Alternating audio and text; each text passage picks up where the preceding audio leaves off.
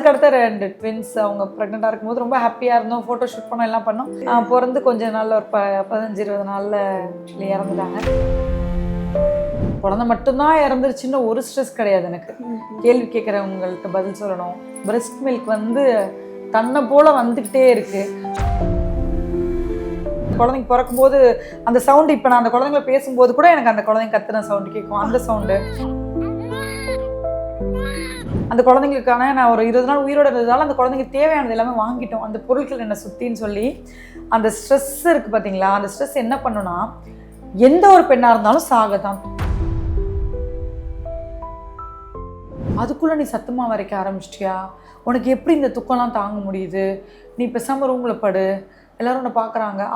அதோட பெரிய விஷயம், இன்னொரு குழந்தை நீ பெற்றுக்கணுமா, உனக்கு இது தேவையா, தாய்ப்பாலை எப்படி நிறுத்தின, ஒரு 2 குழந்தைய பார்த்துக்க முடியலையோ, பால் சரியாக கொடுக்காம விட்டுட்டீங்களோ, நீங்கள் பிரெஸ்ட் மில்க் கொடுத்துட்டு இருக்கும்போது மூச்சு திணறிச்சோ, இந்த மாதிரி கேள்வியெல்லாம் வந்துச்சு எனக்கு. நான் வந்து நிறைய ஃபேஸ்புக் பேஜில் தான் ஆக்டிவாக இருந்தேன் ஒரு காலத்தில். அதில் போஸ்ட் பண்ணி பாரு, நான் பண்ண ப்ராடக்டே கையில் இல்லை, ஆர்டர் வந்துச்சு. இங்கே இருக்க பெண்கள் எல்லாம் உதவி பண்ணாங்க எனக்குன்னு தான் சொல்லணும். ஏன்னா இவங்க ஸ்ட்ரெஸ்ஸில் இருக்காங்க, ஒரு ஹெல்ப் பண்ணுவோன்னு சொல்லி ஆரம்பித்தாங்க. அப்படியே ஒரு ப்ராடக்ட்லாம் லான்ச் பண்ணி இப்போ 150 மோர் ப்ராடக்ட் வந்து நம்ம மேனுஃபேக்சரிங் பண்ணி சேல் பண்ணிக்கிட்டு இருக்கோம். கிட்டத்தட்ட ஒரு 15 பேர் நம்ம ஸ்டாஃப் இருக்காங்க. அது இல்லாமல் நமக்கு ரீசோர்ஸ் பண்ணுறது, அங்கங்கே வந்து நமக்கு பண்ணி கொடுக்குறவங்க, கிராமங்கள்லேருந்து ஒரு ப்ராடக்ட்ஸை கீரையை பறித்து காய வச்சு கொடுக்குறவங்க பார்த்தா கிட்டத்தட்ட நம்ம ஆர்விட்டாக்காக உழைக்கிறவங்க ஒரு 35 to 40 பேர் இருக்கு. இது வந்து எனக்கு எப்படி இருக்குன்னா, இந்த மானிக் வந்து பாஷாவா ஒரு உருவெடுப்பார் தெரியுமா, அந்த மாதிரி இருக்கு. நவேல் வியூஸ் நேயர்களுக்கு வணக்கம். இன்னைக்கு நம்ம கூட யார் இருக்காங்க அப்படின்னு சொல்லி பார்த்தீங்கன்னா, ரொம்ப ஸ்பெஷலான ஒரு பர்சன், ஸ்பெஷலான பெண்மணி அப்படின்னு சொல்லலாம். 1008 வாழ்க்கையில் வந்து பிரச்சனை வந்தாலும் அதை தாண்டி ஒரு வேற லெவலில் ஒரு எடுத்திருக்காங்கங்க. அது மட்டும் இல்லாமல் இவங்க ஒரு சோஷியல் மீடியா சென்சேஷன்னே சொல்லலாம். ஒரு பெண்கள் இல்லை, 2 பெண்கள் இல்லை, பல பெண்களுக்கு இவங்க வந்து இன்ஸ்பிரேஷனாக இருக்காங்க. இவங்களை தெரியாத நபர்கள் யாருமே இருக்க முடியாது அப்படின்னு தான் சொல்லணும். அது மட்டும் இல்லாமல் இவங்களோட ப்ராடக்ட் ஒரு கோட் வேர்ட் இருக்குது, நான் அதை அப்புறமா ரிவீல் பண்ணுறேன். அதை தாண்டி இவங்க போல்ட் அண்ட் பியூட்டிஃபுல்லும் கூட. அது மட்டும் இல்லாமல் கொஞ்சம் திரும்பி பார்த்தா நமக்கெல்லாம் ஒரு சின்னதாக ஒரு சர்க்கிள் வந்தாலே அடுத்த நாள் எழுந்து நம்ம வாழ்க்கையை ஃபேஸ் பண்ணுறதுக்கு அவ்வளோ கஷ்டப்படுவோம். அவ்வளோ இழப்புகளையும் தாண்டி இன்னைக்கு நம்ம முன்னாடி ஒரு அழகான ஒரு பாரதி கண்ட புதுமை பெண்ணா நம்ம முன்னாடி நின்றுருக்காங்க. வேற யாரும் இல்லைங்க, நம்மளோட ஆரோவிட்டாவோட ஃபவுண்டர் அண்ட் மேனேஜிங் டைரக்டர் திருமதி ஆர்த்தி செல்வகுமார் அவர்கள் தான். வணக்கம் மேம். வணக்கம். எப்படி இருக்கீங்க? நான் நல்லா இருக்கேன். சூப்பரா இருக்கீங்க. உங்களை பார்க்கும் பொழுது எங்களுக்கு அவ்வளோ ஹாப்பியா இருக்கு மேம். அண்ட் உங்களோட வீடியோஸ் ஒன்னொன்னு பார்க்கும் பொழுது நாங்கெல்லாம் அப்படியே சரி நமக்கு அவ்வளவுதான் அப்படின்னு உட்காருவோம் தெரியுமா மேம். உங்களோட வீடியோ பார்த்த அடுத்த நிமிஷம் இவங்கள மாதிரி நம்மள ஓடணும் அப்படின்னு பல பெண்கள் நினைச்சு ஓடிட்டு இருக்காங்க. ஸோ பல பெண்களோட வாழ்க்கையை வந்து நீங்க ஒரு சின்ன ஸ்பார்க்கா இருந்து அவங்க வாழ்க்கையில பெரிய ஒளி ஏற்றிட்டு இருக்கீங்க தான் சொல்லணும் மேம். ஸோ இந்த ஒரு லைஃப்க்கு முன்னாடி ஒரு குட்டி ஆர்த்தியா மட்டும் ஒரு 4-5 வயசுல இருந்து, உங்க நினைவு தெரிஞ்ச வயசுல இருந்து இந்த இடத்துக்கு வருவீங்கன்றதுக்கு எதுனா ஒரு சின்ன காரணம் இருந்ததா? எப்படி போச்சு உங்களோட குழந்தை கால பருவம்? குழந்தை கால பருவம் வந்து நான் பிறந்து வளர்ந்தது எல்லாமே வந்து பார்த்திங்கன்னா பசுமை மிகுந்த அழகான கிராமம் திருப்புடையூர் தான். திருப்புடையூரில் தான் நான் பிறந்தது. அதுக்கப்புறம் படிப்பு அப்படி இப்படின்னு வெளியே வந்துட்டோம். வெளில வந்ததுக்கப்புறம் எனக்கு படிப்பு வரல, ஆனால் ஸ்கூல் போனேன் அப்படின்னு சொல்லலாம். இப்போ பெருசாக எனக்கு படிப்பை இன்ட்ரெஸ்ட்டே அப்படிலேருந்தே வரல. விளையாடணும், நல்லா ட்ரெஸ் பண்ணிக்கணும், நல்லா லிப்ஸ்டிக் போட்டுக்கணும், நிறைய பூ வச்சுக்கணும், ஜீன்ஸ் பேண்ட் டிஷர்ட் போட்டுக்கணும், அப்படிலாம் ஒரு ஆசை தான் அதிகமாக இருந்துச்சே தவிர ஆனால் சம்பாதிக்கணுன்ற ஆசை இருந்துச்சு. ஸோ அது மட்டும் இருந்துச்சு. பட் அதெல்லாம் நமக்கு எங்கே நடக்க போகுது, நமக்கு தான் படிப்பு வந்தால் தான் சம்பாதிக்க முடியுன்ற ஒரு மென்டாலிட்டியில் இருந்ததால் அப்படியே இருந்துச்சு. இப்படியே செல்லமாகவே வாழ்க்கை போயிட்டே இருந்தது, அப்பா அம்மா கூட ரொம்ப சந்தோஷமாகவே. ஆனால் ஸ்கூல் படிக்கும் போதே நிறைய படிக்கலைன்றதுக்காக நம்மளை இது பண்ணுறது அந்த மாதிரிலாம் நிறைய விஷயம் நடந்தது. அதெல்லாம் தட்டி விட்டு போயிட்டே இருப்பேன். அப்போ வந்து பார்த்திங்கன்னா ஒரு 6ஆம் வகுப்பு இருக்கும்னு நினைக்கிறேன். அப்போ வந்து ஒரு இன்சிடென்ட் நடந்துச்சு. அந்த இன்சிடென்ட்டும் ஒரு காரணம் தான் இன்றைக்கி நான் சக்ஸஸ் பண்ணதுக்கு. என்னோட மேக்ஸ் டீச்சர் அவர் வந்து என்ன பண்ணுறாருன்னா, கிளாஸ்க்கு வந்த உடனே ஒருத்தராக எழுந்திரிச்சு உங்கள் பேர் சொல்லுங்கள், நீங்கள் என்ன வேலைக்கு போக போகிறீங்க, உங்களோட ஃப்யூச்சர் பிளான் என்னன்னு கேட்கும்போது ஒருத்தரும் ஒன்று சொல்கிறாங்க. நான் என்ன சொல்கிறேன்னு தெரியல. ஐயோ என் பக்கத்தில் வந்துருச்சு, என்ன பண்ணலாம் டக்குன்னு. ஓகே நான் ஒரு பிஸ்னஸ் உமன் ஆக போகிறேன் எழுந்திரிச்சு சொல்லிட்டேன். ஏதோ 6ஆவது ஆசைலாம் இல்லை சொல்லிட்டேன். சொன்ன அடுத்த செகண்ட் ஹோல் கிளாஸ்மே கிளாப் பண்ணி அப்படி சிரித்தாங்க. என்னடா ஏதாவது தப்பாக சொல்லிட்டேன்னா இப்படி சுற்றி பார்க்குறேன், அந்த ஸ்டாஃபையும் பார்க்குறேன், அந்த ஸ்டாஃபும் சிரிக்கிறாங்க. விழுந்து விழுந்து விழுந்து விழுந்து கிளாஸ் ஃபுல்லாக சிரிக்கிறாங்க ஒரு 5-10 நிமிஷத்துக்கு. ஓ அப்போ நம்ம படிப்பு வரல அதனால சிரிக்கிறாங்க வந்து உடனே அவர் வந்து நீ படிக்கவும் லாக்கி கிடையாது, நீயும் லாஸ்ட் பெஞ்ச் ஸ்டூடெண்ட்டு, உனக்கு ஒன்றுமே லாக்கி இல்லை, நல்லா மினுக்கிக்கிறதுக்கு தான் லாக்கி, உனக்கு என்ன நீ பிஸ்னஸ் உமன் ஆகி கிழிக்க போகிற, வாத்தியார் புள்ள மக்கு தான், கண்டிப்பாக நீ மக்கு தான், முதல்ல வாயை முடிக்கிட்டு உட்காரு அப்படின்னு சொல்லிட்டாரு. எனக்கு அது ரொம்ப என்ன மென்டலி அது ரொம்ப ரொம்ப ரொம்ப ரொம்ப ரொம்ப காயப்படுத்துச்சு. ஸோ அந்த விஷயம் அப்பா அம்மாட்டையோ யார்கிட்டையுமே சொல்லலை. அதை போய் கேட்டு அது ஒரு ப்ராப்ளம் ஆக வேண்டாம், அதை வச்சே நம்மளை கார்னர் பண்ணுவாங்கன்னு சொல்லி அப்புறம் அந்த சார் வெளில போனதுக்கப்புறமும் கிளாஸில் எல்லாருமே அதை சொல்லி சிரித்து நம்மளை ஃபன் பண்ணிகிட்டே இருந்தாங்க. அப்புறம் நான் முடிஞ்சிச்சு. அந்த விஷயம் எனக்கு எப்போவுமே மனசில் தோணிட்டே இருக்கும். நம்ம சாதிச்சிடணும் அப்படின்னு தோணல, இப்படி பேசிட்டாங்களே, ஏன் நமக்கு படிப்பு வரல, நம்ம ஏன் முயற்சி பண்ணக்கூடாதுன்னு. ஆனால் முயற்சி பண்ணல. இப்படியே வாழ்க்கை போச்சு. 10th முடித்தோம், +2 முடித்தோம். +2ல இதுதான் ஃபெயில் தான். ஓகே. அப்புறம் 2-3 தடவை எழுதி அதையும் பாஸ் பண்ணோம். அப்புறம் டிகிரி படித்தோம். அதுக்கப்புறம் இப்படி போச்சு வாழ்க்கை. கல்யாணம் ஆகிடுச்சு. +2ல ஃபெயில் ஆகும் பொழுது நம்மளை சுற்றி நம்மளை அந்த நபர்கள்லாம் பார்ப்பாங்க தெரியுமா மேம்? அதெல்லாம் எப்படி மேம் ஹேண்டில் பண்ணீங்க அந்த வயசில்? அப்பா வந்து பரவாயில்லப்பா, அடுத்து எழுதி பாஸ் பண்ணிக்கலாம்ப்பா அப்படின்னு தான் சொன்னாங்க. சுற்றி உள்ளவங்களாம் சொன்னப்போ ஃபெயில் ஆகிட்டு சொல்லலை. அப்படியா? நிறைய பேர் பாஸ் ஆகிட்டேன், காலேஜ் சேரணும் அப்படின்னு சொல்லிட்டு இருந்தேன். அந்த ஒரு நல்ல அம்மா அப்பா இல்லை, சீரியஸாக சில அம்மா அப்பால வச்சு வெளுப்பாங்க. நல்லா அந்த விஷயம் எங்கள் அப்பாவும் எப்போ பண்ண மாட்டாங்க. அதுக்கப்புறமா முடிச்சதுக்கப்புறம் கல்யாணம் ஆச்சு. கல்யாண வாழ்க்கை அப்படி ஸ்மூத்தாக போச்சு. ஃபஸ்ட்டு ஒரு குழந்தை லேட்டாக தான் பிறந்தாங்க. அடுத்த குழந்தை தான் இந்த மாதிரி ஆயிடுச்சு. அதுக்கடுத்த 2 ட்வின்ஸ். அவங்க ப்ரெக்னெண்ட்டாக இருக்கும்போது ரொம்ப ஹாப்பியாக இருந்தோம், ஃபோட்டோ ஷூட் பண்ணோம், எல்லாம் பண்ணோம். பட் அவங்க பிறந்து அடுத்த ஒரு அது பெரிய ஸ்டோரி, நான் ஷார்ட்டாக சொல்லிட்டேன். பிறந்து கொஞ்ச நாளில் ஒரு 15-20 நாளில் ஆக்சுவலி இறந்துட்டாங்க. அந்த அந்த அந்த குழந்தைங்க இறந்து ட்வின்ஸ், ஒரு பொண்ணு ஒரு பையன். அவங்க இறந்ததுக்கப்புறம் தான் என் வாழ்க்கையே மாறுச்சு அப்படின்னு சொல்லணும். இந்த உலகத்துக்கு வந்து லைஃப்னா என்னன்னு எனக்கு சொல்லி கொடுத்துட்டு அவங்க போனாங்கன்ற மாதிரி நான் எடுத்துக்கிறேன். அது ஸ்ட்ரெஸ்ஸாகவே எடுத்துக்கல. அப்போ அது ஸ்ட்ரெஸ்ஸாக இருந்துச்சு. என்ன பண்ணுறனே தெரியாமல் அழுது புலம்பி குளிக்காமல் சாப்பிடாம எல்லாரையும் ஹர்ட் பண்ணி எல்லாரையும் திட்டி வீட்டில் இருக்கவங்களையும் நான் பார்க்குறதில்ல, வரவங்கெல்லாம் கேள்வி கேட்டு என்ன ஹர்ட் பண்ணி இப்படியே ஒரு 2 மாதம் பயங்கர ஸ்ட்ரெஸ்ஃபுல்லாக போயிட்டு இருந்துச்சு. ஒரு கட்டத்துக்கு மேலே நானும் என் ஃப்ரெண்டும் டெய்லி பேசுவேன், புவனேஸ்வரி என் பெஸ்ட் ஃப்ரெண்ட். பேசும்போது என்ன ஆயிடுச்சு, அது சொன்னால் உனக்கு தான் கேக் நல்லா பண்ணுவேன், நிறைய ப்ராடக்ட்ஸ் வீட்டு வேலையெல்லாம் நல்லா பண்ணுவேன், சரி அதில் இதாக பண்ணால் என்னன்னு யோசிக்கும் போது சரி ஹெல்த் மிக்ஸ் நான் நீ நல்லா பண்ணுவேல, அந்த கண்டென்ட் நான் எழுதி தரேன். எனக்கு அப்போ எழுத தெரியாது. எழுதி கொடுத்தா நான் வந்து நிறைய ஃபேஸ்புக் பேஜில் தான் ஆக்டிவாக இருந்தேன் ஒரு காலத்தில். அதில் போஸ்ட் பண்ணி பாரு, நான் பண்ண ப்ராடக்டே கையில் இல்லை, ஆர்டர் வந்துச்சு. இங்கே இருக்க பெண்கள் எல்லாம் உதவி பண்ணாங்க எனக்குன்னு தான் சொல்லணும். ஏன்னா இவங்க ஸ்ட்ரெஸ்ஸில் இருக்காங்க, ஒரு ஹெல்ப் பண்ணுவோன்னு சொல்லி ஆரம்பித்தாங்க.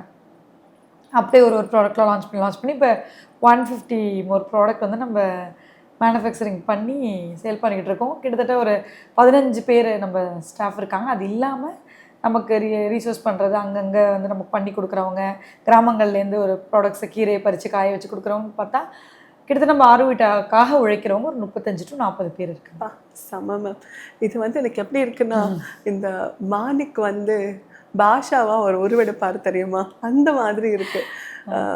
பட் அந்த 12th அப்புறம் அந்த ஃபெயில் ஆனதை வெளியே சொல்லாமல் உங்கள் அம்மா அப்பா உங்களை பாதுகாத்த அப்பா வந்து எப்போவுமே மேம் ஒரு பொண்ணுக்கு அப்பா வந்து ஓகேம்மா நம்ம பார்த்துக்கலாம்னு சொன்னால் அதை விட பெரிய தைரியம் வேற எந்த ஆணும் கொடுத்துடவே முடியாது. தந்தை ஒருவர் போதும் அப்படிங்கிற மாதிரி தான். எக்ஸாக்ட்லி. ஸோ அதை தாண்டி நீங்கள் வந்தீங்கல்ல, அந்த குழந்தை இழப்பு அப்படின்னு சொல்லும் பொழுது எனக்கு அதை கேட்கும் பொழுதே ஒரு மாதிரி இருக்கு. அந்த ஃபேஸில் இப்போ நிறைய பெண்கள் இருக்காங்க மேம். அதாவது அவங்க குழந்தை இழந்த ஒரு ஃபேஸாக இருக்கட்டும், இல்லைனா வந்து அந்த மாமியார் கொடுமையாக இருக்கட்டும், இல்லை கட்டின கணவன் வந்து சரியில்லாத ஒரு நிலைமையாக இருக்கட்டும், அவங்களுக்கெல்லாம் நீங்கள் என்ன சொல்ல விரும்புகிறீங்க? நீங்கள் வெளியே வந்தீங்கல்ல, அந்த ஃபேஸ் எப்படி மேம் இன்னொருத்தர் யாருன்னா அனுபவிச்சுட்டு இருந்தாங்கன்னா அவங்க எப்படி வெளியே வர்றது? தயவு செஞ்சு இதை வந்து ரொம்ப ஸ்ட்ராங்காக நம்ம பெண்களுக்காக சொல்லுங்கள்.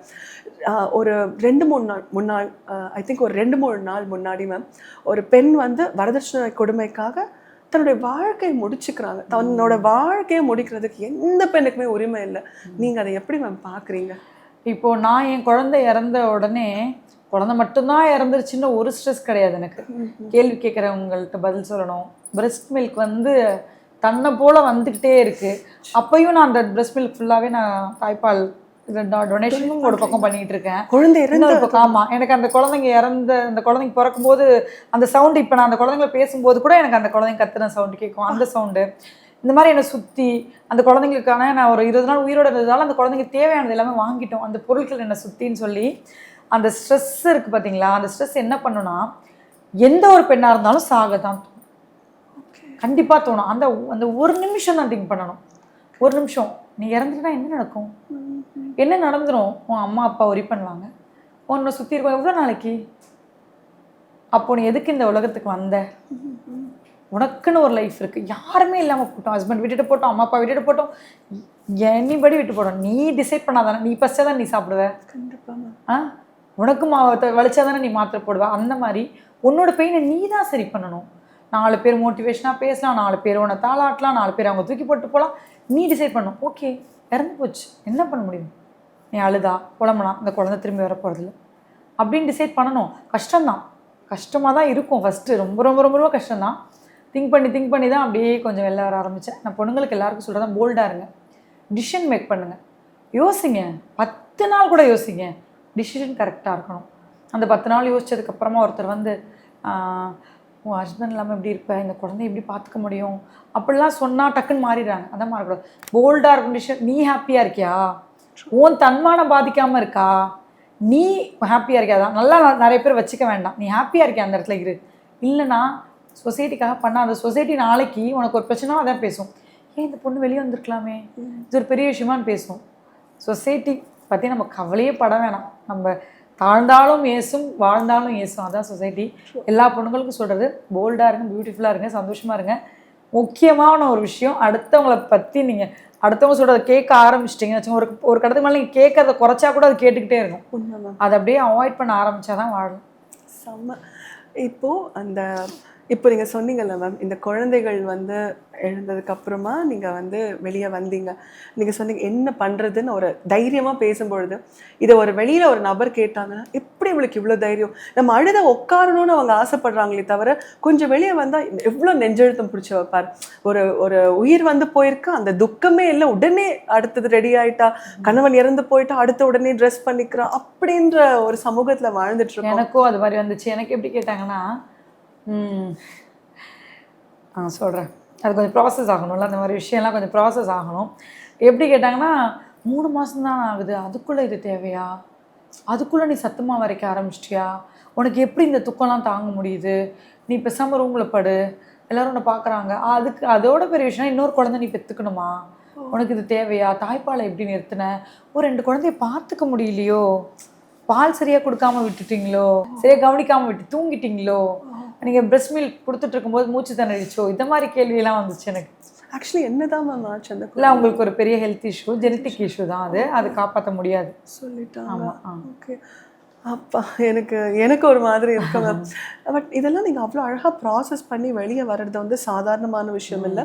நீங்கள் சொல்கிற மாதிரி இந்த சொந்தக்காரங்க உங்களை வந்து கேட்டாங்கல்ல மேம், அதுக்குள்ளே சத்துமாவு அரைச்சிட்டியான்னு, அவங்க யாருமே நமக்கு வந்து ₹1 இல்லை சாப்பாடோ நம்மளை வச்சு பார்த்துக்கிறதுக்கான ஒரு தகுதி கூட இருக்காது. ஆனால் கேள்விகள் மட்டும் வண்டியாக வச்சுருக்காங்கங்கிறது தான் உண்மை. ஒரு இழப்பை தாண்டி குழந்தைகளை இழந்து அதுலேருந்து வெளியே வந்து சாதாரணமான விஷயம் இல்லை மேம். அதாவது இந்த உலகம் எப்படி நம்மளை பார்க்குதுன்னா, ஒரு இழப்பு வந்துருச்சுன்னா அவள் அப்படியே இருக்கணும் அப்படின்னா அவங்கள போட்டுறாங்க மேம்.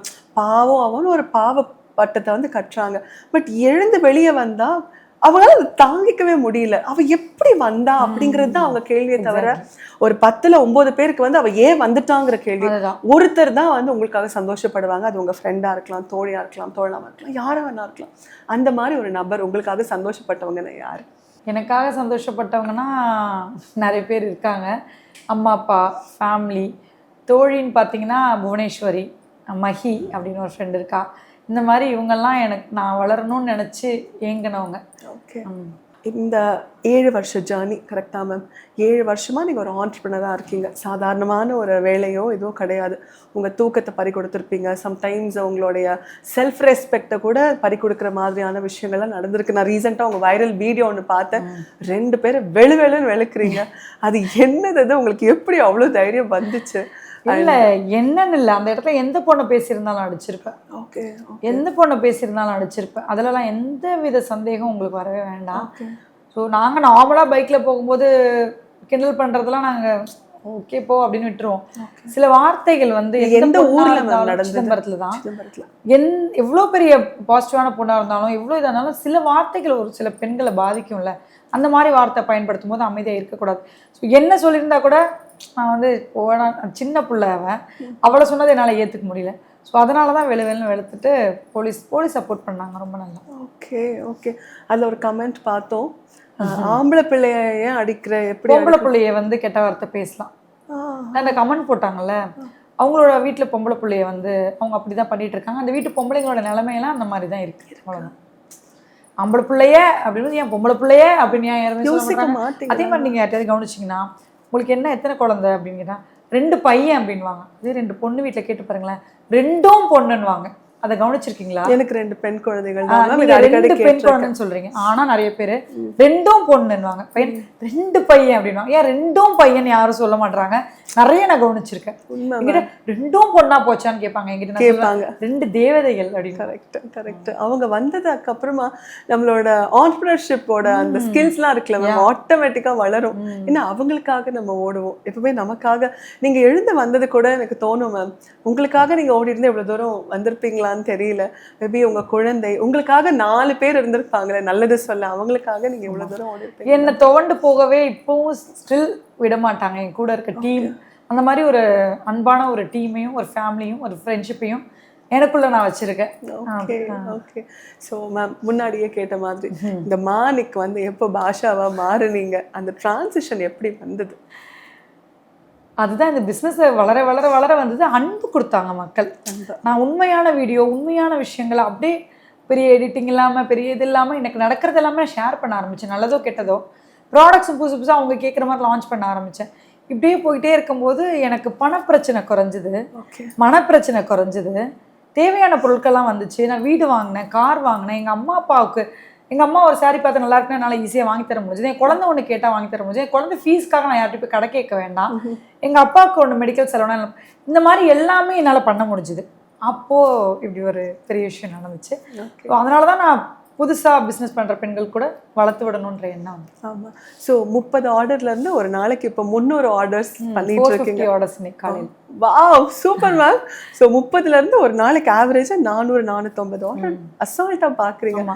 அந்த வளர்ச்சி இருக்குது தெரியுமா மேம், அது சாதாரணமாக கிடையாது. மேபி உங்களை பார்க்குறவங்க ஒரு கமெண்ட்ல சொல்லிட்டு போயிடலாம், நீங்கள் வந்து நிறைய இது பண்ணுறதுக்காக உங்களை ப்ரமோட் பண்ணிக்கிறதுக்காக நீங்கள் பண்ணுறீங்க, என்ன தப்பு அப்படிங்கிறது. என்னோட பிஸ்னஸை நான் ப்ரமோட் பண்ணிக்கிறேன், தப்பான வழியில் போனதான தப்பு. கரெக்ட். இதில் ஒன்றும் தப்பு இல்லையே. ஸோ நீங்கள் வந்து உங்களை நீங்கள் ப்ரமோட் பண்ணிக்கிறீங்களா மேம், அது வந்து மற்ற பெண்களுக்கு உங்களை நீங்கள் ப்ரமோட் பண்ணிக்கணுங்கிறத ஸ்ட்ராங்காக சொன்னீங்கன்னா நான் பெண்கள் எவ்ரி டைம் சொல்லிக்கிட்டே இருப்பேன். நிறைய ஸ்லீப்லெஸ் நைட்டு தான் இன்னைக்கு என்ன நிம்மதியாக தூங்க வச்சிருக்கு. நிறைய கஷ்டங்கள் தான் என்னை இன்னைக்கு வாழ வச்சிருக்கு. நிறைய அழுகை தான் என்னை சிரிக்க வச்சிருக்கு. நிறைய கடன் அவமானங்கள் தான் என்ன இன்னைக்கு தூக்கி வச்சிருக்கு. 1000 பேர் முன்னாடி மேலே இருக்கேன்னா அதுக்கு தான் காரணம். அவமானம் இல்லாமல் சாதிக்க முடியாது, அசிங்கங்கள் இல்லாமல் மேலே ஏறி வர முடியாது, பண கஷ்டம் இல்லாமல் பணத்தை பார்க்க முடியாது. அதுதான் உண்மை. இன்னொரு பெண்களுக்கு என்ன சொல்லணும்னா, நீங்கள் உண்மையாக யூடியூப் இன்ஸ்டா தான் பண்ணுறீங்களா, நான் இன்றைக்கி ஒரு வீடியோ போடுவேன்ப்பா, நான் 10 நாளுக்கு அப்புறம் தான் இன்னொன்று போடுவேன், எனக்கு இந்த வீடியோ ரீச் இல்லை, எனக்கு இன்ட்ரெஸ்ட் இல்லை, பண்ணணும் முடிவு பண்ணிட்டியா, இறங்கி அடிக்கணும், நீ இறங்கிட்டியா, நீ ஒரு ஸ்டிச்சிங் பண்ணிட்டியா, நூல் செலெக்ஷன்லேருந்து தைக்கிறதுலேருந்து உன் யூனிட்லேருந்து ஒரே மிஷின் தான், அந்த மிஷின்லேருந்து நீ டெலிவரி பண்ணுறதுலேருந்து கஸ்டமர் எல்லாமே நீ பண்ணோம், எல்லாத்தையும் கலெக்ட் பண்ணி ஒரு வீடியோ போடு, ரீச் ஆகும். செம்ம. அப்படி கேமரா பார்த்து சொல்கிறீங்களா? ஆமாம், அந்த மாதிரி பண்ணுங்கள். இந்த மாதிரி பிஸ்னஸ் பண்ணுற பெண்கள் எல்லாருக்குமே என்னோட பர்சனல் அட்வைஸ் என்னென்னா, போல்டாக இருக்கணும், முக்கியமாக அப்டேட் இருக்கணும். ஏன்னா இப்போ இந்த சோஷியல் மீடியா எவ்வளோ நாளைக்கு இருக்குன்னு தெரியாது. இருக்கிற வரைக்கும் அதை நல்ல விதமாக பயன்படுத்தணும்னா கண்டிப்பாக இதுதான். சாதாரணமாக நீங்கள் உங்களுக்கு சமைக்க தெரியுமா, 4 பேருக்கு சமைச்சு கொடுத்து சம்பாதிக்கலாம். அந்த வெஜிடபிள் கட் பண்ணுறதுலேருந்து, குக் பண்ணுறதுலேருந்து, பேக் பண்ணுறதுலேருந்து, டெலிவரி பண்ணுறது எல்லாத்தையும் வீடியோ எடுத்து போடுங்க, கண்டிப்பாக மக்களுக்கு பிடிக்கும். ஒரு துணி தைக்கிறீங்களா, நூல் செலெக்ஷன்லேருந்து, தைக்கிறதுலேருந்து, அந்த டிசைன்லேருந்து நீங்கள் எப்படி எப்படிலாம் அதை பண்ணுங்கள், அது ஒரு ரிவ்யூ. அது மாதிரி என்ன விஷயம் பண்ணாலும் அதை ஆத்மா அது ஒரு வீடியோ பண்ணுங்கள். என்ன தப்பு?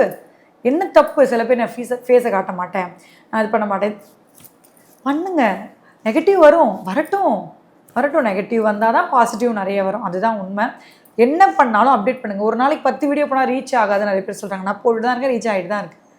பண்ணிக்கிட்டே இருங்க, அதில் ஒன்றும் தப்பு இல்லை. கேட்பாங்க எல்லோரும், எல்லாத்தையும் வீடியோ எடுப்பீங்களா? தப்பு இல்லை, தப்பான வழியில் போகல, நல்ல விஷயத்த தானே பண்ண போகிறோம்.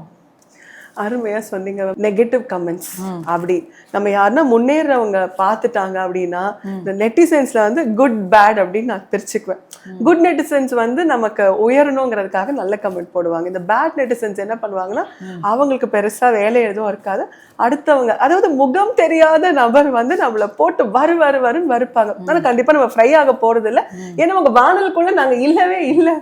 அவங்களுக்கெல்லாம் நீங்கள் வந்து அதை இல்லை, அவங்க கடை ஆனாவே இல்லை, ஹான்ல இருக்க கடாய் தான் எரியுங்க. Correct. இந்த மாதிரி தப்பான விஷயத்த பண்ணாது. அவங்களுக்கு கேஸ் ஸ்டவ்வே கிடையாது, லைட்டர் கிடையாது. ஓகே, அதே அதாவது நீங்க பாட்டு சமைக்கிறன்னு ஆக்ஷன் வேணா பண்ணலாமே தவிர அது நம்ம குக் பண்ணவும் சமையல் வேகாது. சாப்பிடவும் போறது இல்லை. அவ்வளவுதான். சூப்பர். ஸோ மேம், இந்த நெகட்டிவ் கமெண்ட் பண்றவங்க ஹேட்டர்ஸ்க்கு நீங்க என்ன சொல்லணும்னு நினைக்கிறீங்க? இப்போ அப்படியே பார்த்து நேரா சொல்லிருங்க, அவங்க 4 வார்த்தை நறுக்குன்னு கேட்டுடுங்க. ஆறு வீட்டா ஆர்கானிக் பிளெண்ட்ஸ் சிதம்பரத்தில் இருக்குது, மாரிப்ப நகரில் வீடு இருக்குது, உசுப்பூரில் ஆஃபீஸ் இருக்குது. நேராக வந்து பேச தைரியம் இல்லாதவங்க தான் கமெண்ட் பண்ணுவீங்க.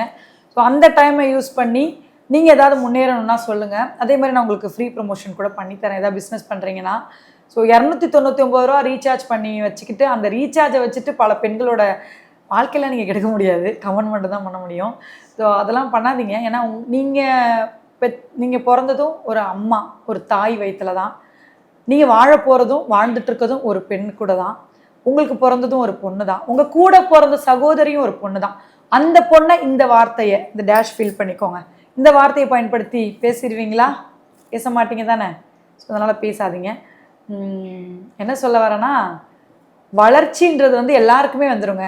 ஆனால் நீங்கள் நெகட்டிவாக பேச பேச இன்னும் திமிரிட்டு மேலே வரணும் அப்படின்ற எண்ணம் வந்து எல்லா பெண்களுக்கும் வருது.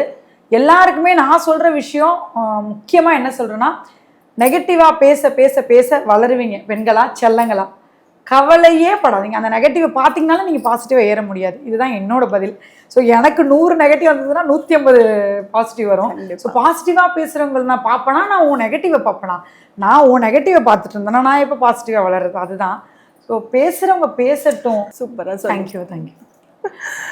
மேம், இந்த கமெண்ட்ஸ் எல்லாம் தாண்டி கமெண்ட்ஸ் வந்து வாழ்க்கை கிடையாது, அது நிறைய பேருக்கு புரிஞ்சிருக்கும் அப்படின்னு நம்புறேன்.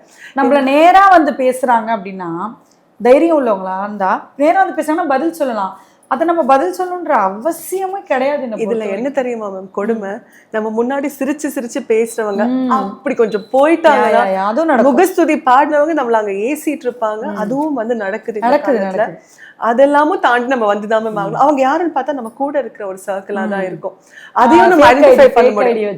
ஃபேக் ஐடி இல்ல மேம், நம்ம கூட புரியுது. இவ்வளவு பேரும் தாண்டி வர்றது வந்து சாதாரண விஷயம் இல்லை மேம். ஏன்னா இந்த டிராவல் அப்படிங்கிறது, இந்த ஜேர்னி அப்படிங்கிறது ஒரு ஆர்த்தியா இருந்து இப்ப ஆறுவிட்டா ஆர்த்தின்னு மாத்திட்டீங்க. ஆறு அப்படிங்கும்பொழுது ஆறுமுகன் அது வச்சுதான் நீங்க அந்த பேர் வச்சு. ஆருத்ரா பாப்பா பேரு. ஓகே. சோ பாப்பா பேரு ஆருத்ரான்றதால அந்த ஆறு, வீட்டான்றது விட்டமின், போன்விட்டா, அது மாதிரி. அத பாருங்க, சிங்க்ரனைசிங்கா உங்களுக்கு ஆறுமுகன் பிடிக்கும், அதனாலயும் வந்தாச்சு. Wonderful ma'am. ஸோ நேத்து உங்களோட வீடியோ ஒன்று பார்த்து இந்த முருகர் படம் பார்த்து கண் கலங்கிட்டீங்க. எனக்கு தெரிஞ்ச ஆர்த்தி மேம் கண் கலங்கினதுன்னா அந்த முருகனோட அன்புக்காகங்கிற மாதிரி இருந்தது. அது ஆக்சுவலா எதனாலனா, அவங்க ஒரு இஸ்லாம், அது ஒரு விஷயம். இன்னொன்று வந்து நான் வடபழனி முருகர் கோயிலுக்கு கிளம்பிட்டேன். ஓகே. போயிட்டு வந்துடலாம்னு சொல்லி போனால் நடுவில் நிறைய வேலை, போக முடியல, டைம் ஆயிடுச்சா, ரிட்டன் வர மாதிரி ஆயிடுச்சா. நினச்சிட்டே இருந்தேன், நம்ம ஏன் வடபழனி முருகர் கோயில் கிளம்பணும், போக முடியலன்ட்டு சொல்லிட்டு என்னோட வேலைகள்லாம் முடிச்சுட்டு உள்ளே போய் நான் டீ கடையில் உட்காந்தேன்னா வரியா என்னை பார்க்க வந்தா. வடபழனி முருகர் கோயிலோட அந்த சிலையை கொண்டு வந்து கொடுத்தாலாம். நீ வரலன்னா என்ன தங்கம், நான் வரேன் உங்ககிட்ட அப்படின்னு முருகர் சொன்ன மாதிரி இருந்துச்சா. செம்ம ஹாப்பி ஆயிடுச்சு. அதை பார்க்கும்பொழுது எங்களுக்கு சந்தோஷமா இருந்தது. ரொம்ப அழகா வந்து உங்களை ப்ரெசென்ட் பண்ணிக்கிறீங்க, ரொம்ப அழகா அன்பா பேசுறீங்க. பட் அதை தாண்டி அழகா நெகட்டிவ் கமெண்ட்ஸையும் ஹேண்டில் பண்றீங்க.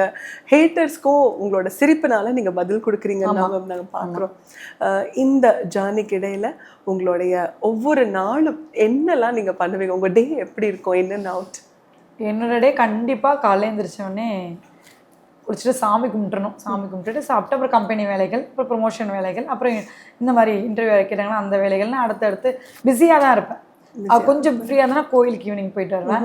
வீட்டுக்கு திங்ஸ் வாங்குறதுக்குலாம் நாங்கள் தான் போவோம். அப்புறம் செடி, கார்டன், அறுபடை குடிலோட கார்டன்ஸ் ரொம்ப பியூட்டிஃபுல்லாக. ஆமாம், அறுபடை குடில் தான் நம்ம வீட்டு பேர். அந்த வேலை நடக்குது. இப்போ ஆஃபீஸ் ஓப்பன் பண்ண போகிறோம், அந்த வேலை நடந்துட்டு இருக்கு. ஸோ என்னையே நானே பிஸியாக எல்லாரும் சொல்லுவாங்க, கொஞ்ச நேரம் உட்கார. எனக்கு நான் உட்காந்துருந்தா கூட என்னோட மூளை வேலை செஞ்சுட்டே இருக்கும் அடுத்தடுத்து. ஏன்னா இது ரொம்ப கஷ்டப்பட்டு இந்த இதை நம்ம உருவாக்கியிருக்கோம். ஸோ நம்ம வந்து அதை விட்டுறக்கூடாது அப்படின்னு நினைப்பேன். ஓகே. பட் நீங்கள் சொல்கிறீங்கல்ல, ரொம்ப கஷ்டப்பட்டு உருவாக்கியிருக்கோம், விட்டுறக்கூடாது. பட் நம்ம ரொம்ப பிடிச்ச விஷயமே ஒரு சில நேரங்களில் நமக்கு ஒரு சலிப்பும் ஏதோ ஒரு வேதனை வரும்பொழுது லைட்டாக உட்காந்துடலாம் தான் தோணும்ல மேம். நம்மளும் மனுஷருங்க தானே. அந்த ஃபேஸில் கடந்து வந்திருக்கீங்களா? இல்லை, அந்த மாதிரி எனக்கு வந்ததே இல்லை. சலிப்பே வரல என்னோட பிஸ்னஸ்ல. இல்லை. சலிப்பே வந்ததே இல்லை. என்னோட பிஸ்னஸில் இது வரைக்கும் எனக்கு சலிப்பே வரல. ஏன்னா எனக்கு குக்கிங் தானே பிடிக்கும். ஓகே. குக் பண்ணுறது ரொம்ப பிடிக்கும். ஒரு விஷயத்தை நல்ல டெடிக்கேஷனாக பண்ணுறது பிடிக்கும். ஸோ அதனால் எனக்கு அது சலிப்பே வரல. அடுத்தது இது லான்ச் பண்ணலாம், அது லான்ச் பண்ணலாம் அப்படி தான் தோணும். எனக்கு லான்ச் பண்ணலாம் தோணுச்சுன்னா பண்ணிடுவேன். அதுக்கு ஒரு 6 மாதம் யோசிக்கிறதுலாம் பண்ண மாட்டேன். அடுத்து பிளான் பண்ணுவோம், அதை ரெடி பண்ணி பார்ப்போம், எப்படி வருதுன்னு பார்த்து ட்ரையல் அண்ட் எரர் பண்ணிவிட்டு அதை உடனே லான்ச் பண்ணிடுவோம். சலிப்பு என்னோட பிஸ்னஸில் எனக்கு நம்பவே மாட்டுறாங்க யாரும். வந்ததே இல்லை. ஐயோ நாளைக்கு அதை பண்ணுமா, ஐயோ நாளைக்கு இது பண்ணுமா, வந்ததே இல்லை. நாளைக்கு இது பண்ணோம், நம்ம பண்ணுவோம், இது நல்லா வரும், சந்தோஷமாக தான் ஆரம்பிப்பேன். அதே மாதிரி இது கண்டிப்பாக சக்ஸஸ் ஆகுன்ற நம்பிக்கையில் தான் எதையுமே நான் ஆரம்பிப்பேன். ப்ராடக்ட்ஸ் மேம் இருக்குங்க 150 ப்ராடக்ட் மேனுஃபேக்சரிங் பண்ணி கொடுத்துருக்கேன். அது அப்படியே சும்மா லைனா அப்படியே விஐபி டயலாக் மாதிரி எத்தனை ப்ராடக்ட்ஸ் சொல்லு உங்க வாயால கேட்கணும் ஆசையா. போட்டு மேலே குழம்பு, weight loss powder, millets health mix, கருவேப்பிலை பொடி, கருவேப்பிலை தொக்கு, சின்ன வெங்காய தொக்கு, புளியோதரை தொக்கு, அப்புறம் வந்து இப்போ பிரண்டை தொக்கு லான்ச் பண்ணியிருக்கோம். முருங்கைக்கீரை இட்லி பொடி இருக்குது. அதுக்கப்புறம் ஹெர்பல் டீ இருக்குது, மாப்பிளை சம்பா மிக்ஸு, கவுனி மிக்ஸு, குதிரவாளி, சாமை, திணை, வரகு, கைக்குத்தல் அரிசி, மாப்பிளை சம்பா அரிசி, இந்த மிக்ஸ் எல்லாமே இருக்குது. இந்த மாதிரி நிறைய ப்ராடக்ட்ஸ். மேம் இப்போ இந்த உங்களோட பிஸ்னஸ் அப்படின்னு பார்க்கும் பொழுது சாப்பிட்ற பொருள் அப்படிங்கிறதுனால அதுக்கு வந்து ஒரு எக்ஸ்பைரி டேட் எல்லாம் நீங்கள் கண்டிப்பாக கணிச்சு ஆகணும். ஸோ எவ்வளோ நாள் வரைக்கும் நம்ம ப்ராடக்ட் தாங்கும்? அதில் ப்ரிசர்வேட்டிவ் எது நீங்கள் ஆர்கானிக்காக பண்ணுறேன்னு தான் சொல்லியிருக்கீங்க. ஸோ ப்ரிசர்வேட்டிவ்ஸ் போடாமல் அது அவ்வளோ நாள் தங்குறதுக்கு என்ன பண்ணுறீங்க? ஆக்சுவலி நம்ம ப்ராடக்ட் சீக்கிரமாக தான் கெட்டு போயிடும். நான் நிறைய பேர்கிட்ட சொல்லி தான் விற்பேனே. ஓகே. 1 வருஷம் 2 வருஷம் இருக்கிற ப்ராடக்ட் மத்தியில் நம்ம ப்ராடக்ட் 3 to 6 மாதம் தான் இருக்கும். ஓகே. எந்த அளவுக்கு வெயிலில் காய வச்சு நல்லா மொறுமொறுன்னு வறுத்து அரைச்சோன்னா ரொம்ப நாளைக்கு இருக்கும். அதுதான் காரணமே தவிர அது மாதிரி குழம்பு வெரைட்டிஸ்லாம் எவ்வளோக்கு எவ்வளோ எண்ணெய் ஆட் பண்ணுறோமோ, எவ்வளோக்கு எவ்வளோ நிறைய நேரம் கொதிக்க வைக்கிறோமோ நல்லாயிருக்கும். அது மாதிரி கைப்படாமல் ஸ்பூன்லேருந்து தண்ணியோடு எடுக்காமல் இருந்தால் ரொம்ப நல்லது. அதுதான் பண்ணுறோமே தவிர மற்றபடி எந்த வித ப்ரிசர்வேட்டிவ்ஸுமே கிடையாது. நத்திங். சம்பவம். இதுதான் நீங்க உங்களோட நபர்களுக்கும் சொல்லி தரீங்க. அதனால தான் அவங்களும் சக்ஸஸ் பண்ண முடியும். இப்போ என்ன பிளான்ஸ் வச்சிருக்கீங்க ஆரோவிட்டாக்காக? எப்படி இதை கொண்டு போகணும்னு ஆசைப்படுறீங்க? ஆரோவிட்டாக்கு தனி ஷோரூம் ஒன்று ஓப்பன் பண்ண போகிறோம். கூடிய சீக்கிரம் வந்து கடை ஓப்பன் பண்ண போகிறோம். ஒன்று. அடுத்தது வந்து பார்த்தீங்கன்னா 150 ப்ராடக்ட்ஸ்ன்றது தான் என்னோட கனவு. 150 ப்ராடக்ட் ரீச் பண்ணிட்டேன். பட் இந்த கனவு அப்படியே இருக்காது. கனவு பெருசாகும். 500 ப்ராடக்ட்ஸாக மாற்றலாம். சூப்பர். ஸோ இன்னும் நிறைய பெண்களுக்கு உதவி பண்ணணும். எனக்கு இப்போ என்னோட பிஸ்னஸை வளர்க்குறத விட எனக்கு நிறைய பிஸ்னஸை வளர்க்கணும். அதுதான். சூப்பர். ஸோ மேம் நீங்கள் சொன்னீங்க ரோட் சைடில் வந்து நிறைய பேர் வந்து விற்றுக்கிட்டு இருப்பாங்க, அவங்களெல்லாம் நிப்பாட்டிட்டு உங்களால் அவங்களோட பிஸ்னஸ் வந்து 2 மடங்கு உயர்ந்திருக்கு. அதுக்கு நீங்கள் என்ன பண்ணீங்க? நாங்கள் அவங்கள வந்து நீங்கள் ரோட்டில் வந்து வெயிலில் உட்காந்துருக்க வேண்டாம், பிரண்டை வந்து விற்கிறீங்களா, அந்த பிரண்டையை நிறைய கலெக்ட் பண்ணுங்க, எங்கே இருக்கீங்கன்னு சொல்லுங்கள், என் வண்டி வரும், என் பர்சன் வந்து எடுத்துப்பாங்க. இப்போ அவங்களுக்கு வந்து ஒரு நாளைக்கு 1000 ரூபாய்க்கு விற்கிறீங்களா, அந்த பொருள் எனக்கு 2000 ரூபாய்க்கு கொடுங்க, நான் வாங்கிக்கிறேன். ஏன்னா அதை என்னால் மதிப்பு கூட்டி அதிகமாக விற்க முடியும்னு சொல்லி வாங்கிக்கிறேன். முருங்கைக்கீரை, கருவேப்பிலை, பிரண்டை, வல்லாரை, இது எல்லாமே அவங்ககிட்ட இருந்து தான் வாங்கிக்கிறேன். ஓகே. இது அந்த ஃபார்மர்ஸ்க்கு எவ்வளோ ஹாப்பினஸ் கொடுத்துருக்கோம். ரொம்ப அவங்கெல்லாம் தங்கம் சாமி அப்படிதான் கூப்பிடுவாங்க. நிஜம் அதுதான். நீங்க அப்படிதான் அவங்க கண்களுக்கு தெரியுறீங்க. அந்த மாதிரி ஒரு 3-4 குழந்தைங்களையும் படிக்க வைக்கிறோம். எங்களால என்ன முடியுமோ அது பண்ணிட்டு இருக்கோம். ஸோ படிக்க வச்சுட்டு இருக்கீங்களா மேம் இப்போ? வண்டர்ஃபுல். அவங்களாம் எங்கே படிக்கிறாங்க? சிதம்பரம், காஞ்சிபுரமாடா, காஞ்சிபுரம், அந்த மாதிரி 4 இடத்துல படிச்சுட்டு இருக்கீங்க. சரி, இத்தனை வருஷத்துல உங்க மனசை நெருடுற மாதிரியான என்ன ஒரு விஷயம், அதாவது இது எனக்கு நடந்திருக்க வேண்டாமே, ஏன் எனக்கு அப்படின்னு நினைக்கிறாச்சும் யோசிச்சது இருந்தா? அது எல்லாம் அப்படி நடந்த விஷயங்கள் எல்லாமே நான் பாசிட்டிவாக மாற்றிருக்கேன். அது எப்படி நடந்திருக்கு? இப்போ இந்த குழந்தைங்க இருந்தது ஏன் நடந்ததுன்னு யோசிச்சேன். அது நடந்ததால தான் நான் இங்கே வெளியே வந்திருக்கேன் அப்படின்னு நான் யோசித்தேன். அந்த மாதிரி நிறைய விஷயங்கள் பேடாக நடக்கிறது எல்லாமே ஒரு குட் வரப்போகுது அப்படின்னு தான் நான் எடுத்துக்கிறேன் இப்போ கூட. ஓகே. அப்போ இந்த 7 வருஷத்துல உங்களுக்கு மோஸ்ட் சூப்பரான விஷயம்னா என்ன சொல்லுவீங்க? என்னோட வீடு. வீடா? ஓகே. என்னோட பெரிய அறுபடை குடில். அறுபடை குடில். வண்டர்ஃபுல். அதுதான் பெரிய சக்ஸஸ் எனக்கு இந்த 7 வருஷத்துல. ஓகே. ஸோ அந்த வீடை வந்து நீங்க கட்டுவீங்கன்னு என்னைக்காச்சும் நினைச்சீங்களா மேம்? நினைக்கவே இல்லை. ஸோ அந்த மேனிஃபெஸ்டேஷன் அதெல்லாம் ஒண்ணுமே கிடையாது, பியூர் ஹார்ட் ஒர்க். வாடகை வீடு பார்க்க போனேன். அந்த வீடு பிடிச்ச உடனே நான் எவ்வளோ அட்வான்ஸ் கொடுத்துருப்பேன்னு சொல்லுங்க? தெரியலைங்க. 500 ரூபாய். 55 லட்சம் வீட்டை 500 ரூபாய்க்கு அட்வான்ஸ் கொடுத்து வாங்கிட்டு அப்புறம் அந்த வீடை ரெனோவேஷன் பண்ணி கிட்டத்தட்ட 1.5 ஆச்சு, ஃபுல்லாக முடிச்சோம். சூப்பர். அது உங்களுக்கு பெரிய ஒரு அக்கம்ப்ளிஷ்டான தருணம். என்னோட அம்மா அப்பா என் ஃபேமிலி ஹோல் எல்லாருக்குமே இது proud moment. Super ma'am. Okay.